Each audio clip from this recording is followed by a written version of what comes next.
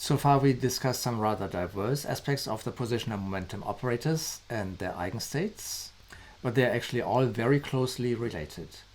And this can be seen by having another look at our shifts of the expectation values, but from a slightly more general perspective.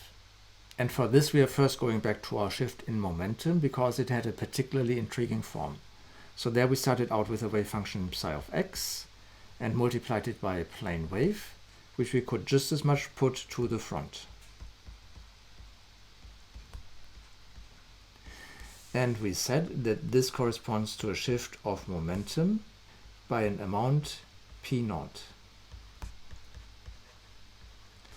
And now in terms of the momentum wave function, this should correspond to a shift to this position here. Well, the translation operators themselves, they're denoted as t and a shift by an amount p0. They are defined with a plus sign at this place, but this is just a matter of convention and simply puts a minus sign here as well as here. And we can then read this operator off very easily because we can reinterpret this here in terms of the position operator. The position operator acts very simply in the position representation, so on wave functions of this argument x by just multiplying by the argument. So we can simply replace this one here by the operator x itself. So we can write this simply in the following form. Now this might look a little bit abstract, but it becomes something very familiar when we here insert the expression of the position operator in the momentum representation that we are working in here. So as specified above, this is simply given by IH bar times the derivative with respect to p. And if we insert this in here, then this takes the form of e to the p0 ddp. Now any function of an operator is defined in terms of its power series, and for an exponential function we simply have this sum given here with these inverse factorials of n, and then the powers of the exponent, which include powers of these derivatives, which simply become nth derivative. And what we now have here is indeed something which is just a very compact form of the Taylor series. So if you apply this to any function of momentum, such as a momentum wave function psi tilde of p, you simply replace it by this sum here.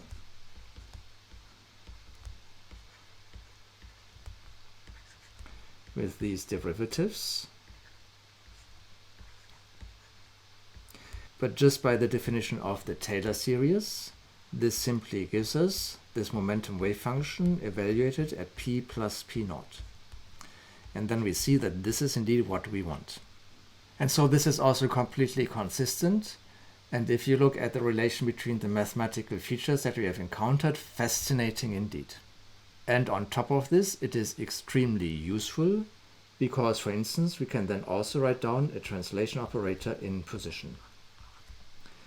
And this would have to have the form of this expression here, because this is just analogous to this expression and therefore gives us the correct Taylor expansion. But we can of course also rewrite this in terms of the momentum operator, and then we get this expression here. So this again looks like a plane wave, but with one of the two numbers, and in this case p, elevated to an operator. These are just two examples of such translation operators, and in this course we will indeed encounter one more extremely important and central example, and in there we replace these operators x or p by the Hamiltonian. And this will then generate translations not in position or momentum, but indeed in time. So this we can use to find a very general solution to the Schrödinger equation. To see how useful and powerful these translation operators indeed are, let us look at the following expression. Namely what we obtain when we apply one of these translation operators, say the one for position by an amount x0, to the result that we obtain when we apply x to any kind of quantum state. Because we expect that this is somehow equivalent to replacing x by x plus x naught. And specifically, we then expect that the following expression should be true.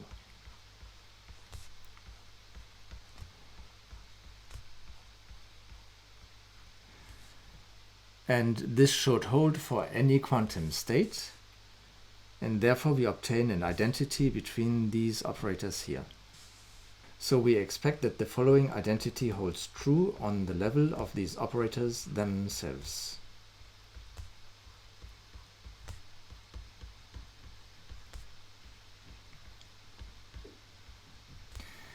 We can make this a bit more transparent by multiplying this by this translation operator into the opposite direction.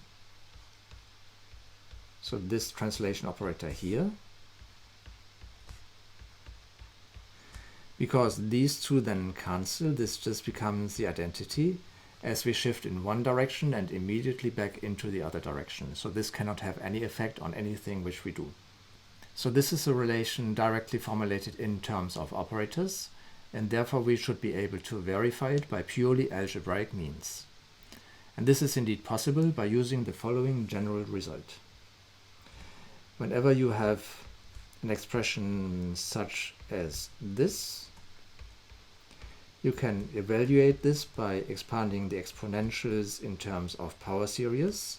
So this would look like identity plus a squared divided by 2 and further terms. And here we just obtain the same with a minus sign. And then we can multiply everything out and collect all the terms that have the same powers in a. Well, the first term will just be b. The next term will be a times b. And a similar term b times minus a. So this we can just write as minus b times a. And we see that this is simply the commutator. The commutator of a and b. And when we then continue, we obtain increasingly more terms, but they are actually structured in a very organized way, because we can write them as nested commutators, such as given here. So this we can simply verify by looking at these concrete expansions. So we have this nested commutator here, and the higher order terms can indeed also be written in terms of nested commutators.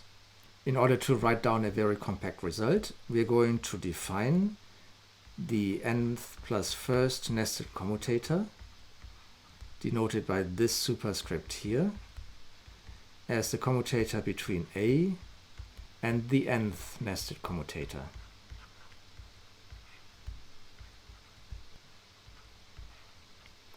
And so this here we are going to identify with the second nested commutator. This is just our first nested commutator, and this is indeed just our 0th nested commutator. And with these abbreviations, this expression here can be written in the following very compact form.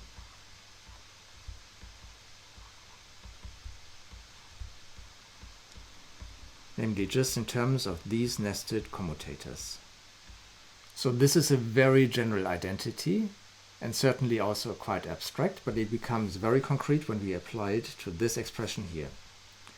Because here we have the following exponentials, indeed appearing with opposite signs in the exponent on both sides. And in the middle we simply have this position operator here. And in this case we indeed just need the first 3 terms specified here. Well, our very first term will just be x. So this is just this term here.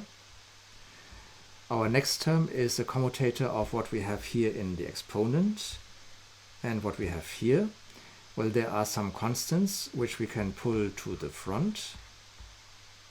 And then we have the commutator between p and x. Now this is just the negative of the commutator of x and p. So the negative of minus IH bar. And this minus sign just comes from the definition of the commutator because we have a minus sign in that definition itself. So this is minus IH bar, and therefore this will cancel with this I and H bar, and this whole expression just becomes X naught.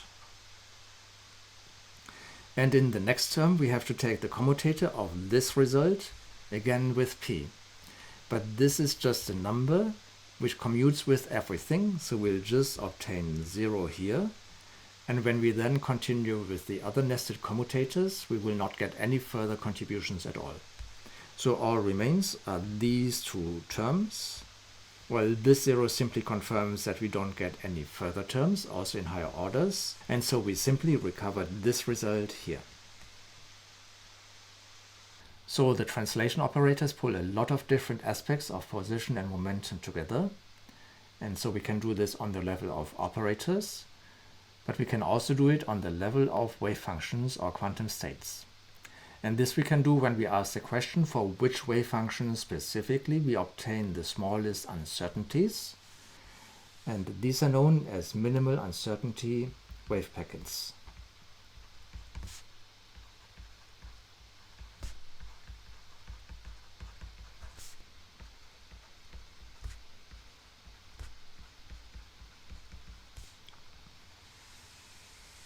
And we already encountered one example of this, namely the ground state of a harmonic oscillator, which took the form of a Gaussian that we can express in terms of the uncertainty in position, sigma, as given here.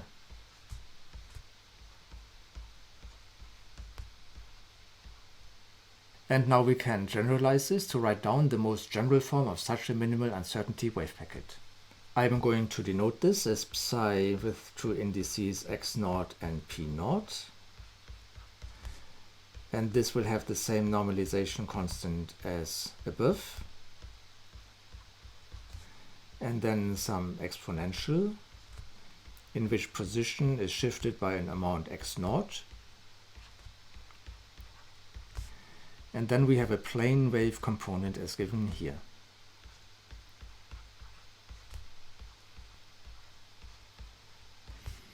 As well as an additional constant factor, which is simply here for convenience.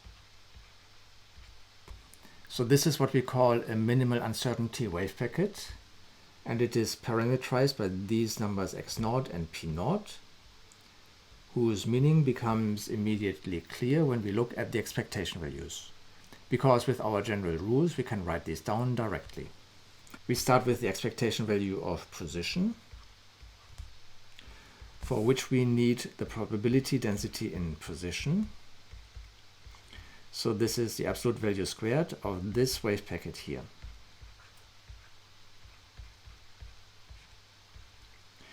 But in there, these terms actually drop out,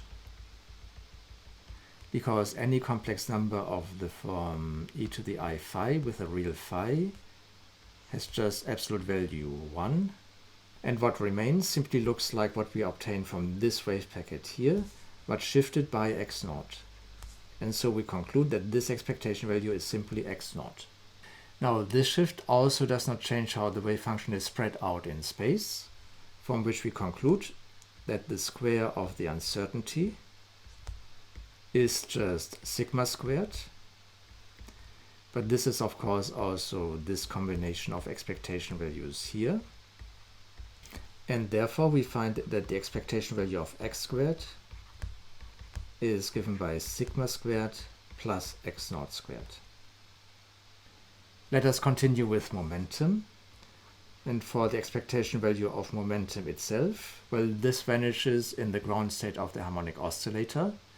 And our minimal uncertainty wave packet is simply multiplied by a plane wave factor, from which we read off that this is simply p naught. And again, the uncertainty in momentum has also not changed, because all that we did is a shift in momentum. Well, in the ground state of the harmonic oscillator, we could relate this to the uncertainty in position by this.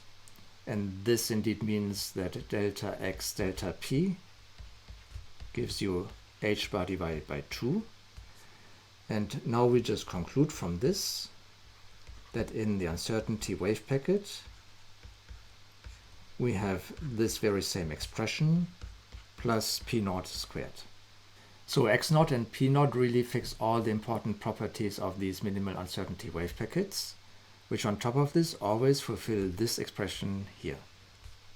These minimal uncertainty wave packets play a surprisingly central role in many applications of quantum mechanics, including for photons. Indeed, they describe coherent states of light, such as you encounter for a laser, and because of this relation, they are also known as coherent states.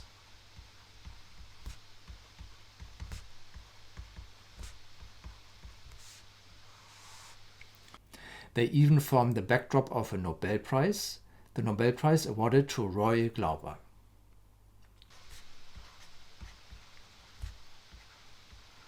The connection is very direct, and it relates to our second way to solve the harmonic oscillator, where we use these operators A and A dagger.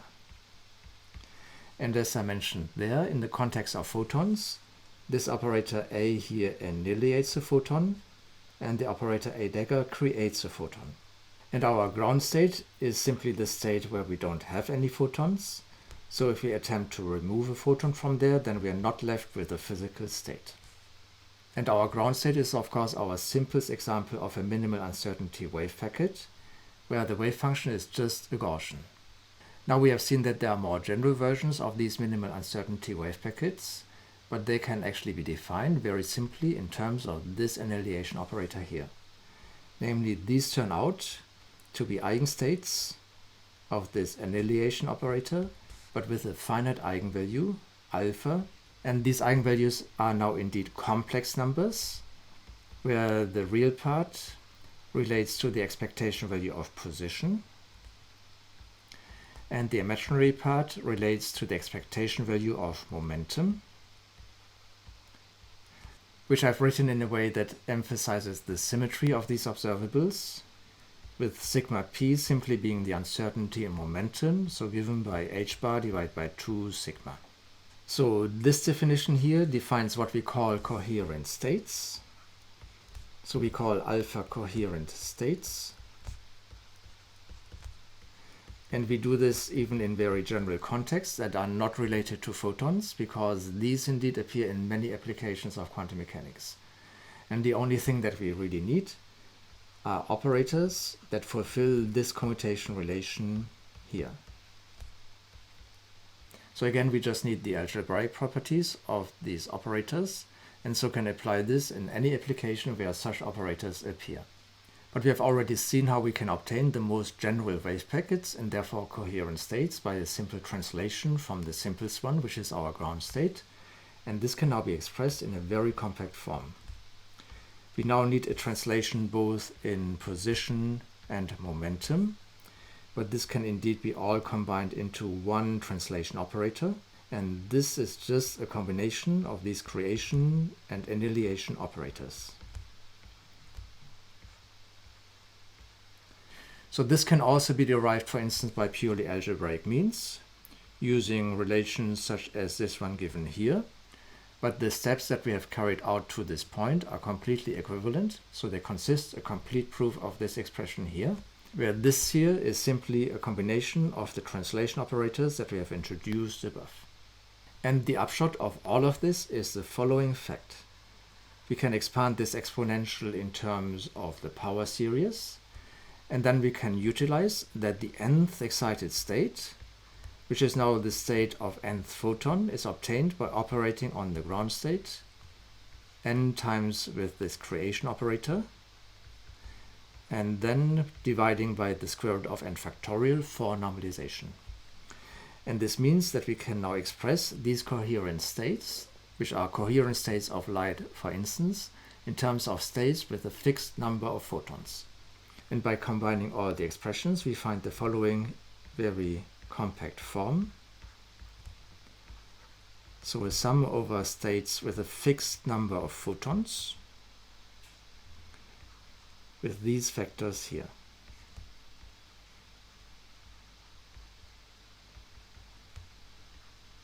So this is our final result, and in the context of light, this has a fascinating interpretation. Namely, in a coherent state of light, as produced by a laser, the number of photons is not fixed. Indeed, we can work out the uncertainty in the number of photons, and when we square this turns out to be the same as the average of the number of photons in this state. This means that if you count the number of photons emitted by a laser, you find noise. But because we deal with a minimal uncertainty wave packet, this noise is actually very small. Indeed, it is as small as allowed for states of photons that can also be interpreted in terms of classical electromagnetism. There are states of photons in which this noise is even smaller, for instance simply states of a fixed number of photons, but these cannot be described by classical electromagnetism and are called non-classical light. So you see that with just a few more steps we have become already very mathematical, but at the same time obtained a very deep insight into important physical systems. So I just leave this here in the case that you would like to follow the influential footsteps of Roy Glauber, as many people have done before.